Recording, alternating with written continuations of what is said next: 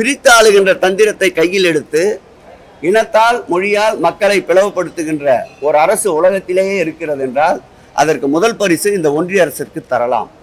இது மண் திராவிட மண், எல்லோருக்கும் எல்லாம் என்ற தத்துவத்தின்படியில் ஆட்சி செய்கின்ற மாண்புமிகு தமிழக முதல்வர் ஆளுகின்ற மண்ணில் எடுபடாது. வட இந்தியர்களை நாங்கள் சகோதரத்துவத்தோடு தான் நடத்துகின்றோம். மாண்புமிகு தமிழக முதல்வர் அவர் 2016ஆம் ஆண்டு நமக்கு நாமே பயணத்தை மேற்கொண்ட போது கூட வட இந்தியர்களுக்கென்று தனியாக கோரிக்கைகள் அடங்கிய ஒரு நிகழ்ச்சியை நடத்தினார், இதே சவுகார்பேட்டையில்.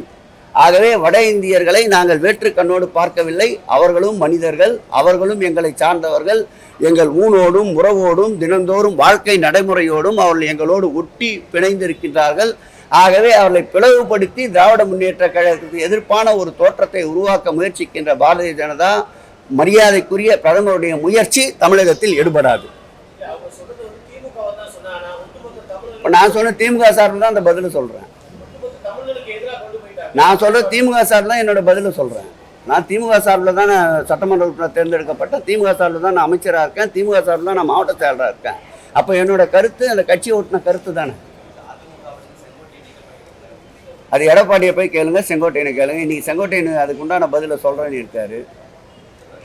எடப்பாடியினுடைய அதிதீவிரமான அற்புதமான ராஜதந்திரமான நடவடிக்கைகளால் கொஞ்சம் கொஞ்சமாக கரையான் புற்றரிப்பது போல இன்றைக்கு அதிமுகவை அவரே அரித்து கொண்டு பாரதிய ஜனதாவை வலுவாக்கின்ற முயற்சியில் ஈடுபட்டு கொண்டிருக்கின்றார். அதை உண்மையான அதிமுகவின் அனைவரும் உணர்ந்திருக்கின்றார்கள். மாண்புமிகு தமிழக முதல்வர் அவர்கள் கரத்தை மேலும் பலம் பொருந்தி இந்த களத்தை மேலும் பல மடங்கு பலம் பொருத்துவதற்கு அனைவரும் வருவார்கள்.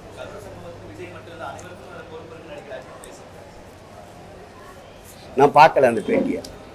டயா பூஸ்டர் சுகருடைய ரிமோட் கண்ட்ரோல் இனி உங்க கையில. அனைத்து மருந்து கடைகளிலும் கிடைக்கும்.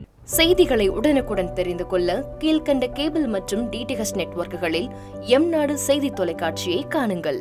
பாதகம் செய்பவரை கண்டால் நாம் பயம் கொள்ளலாகாது பாப்பா. மோதி மிதித்து விடு பாப்பா, அவர் முகத்தில் உமிழ்ந்து விடு பாப்பா. அண்மை செய்திகளை உடனுக்குடன் தெரிந்து கொள்ள இணைந்திருங்கள் எம்நாடு தொலைக்காட்சியுடன்.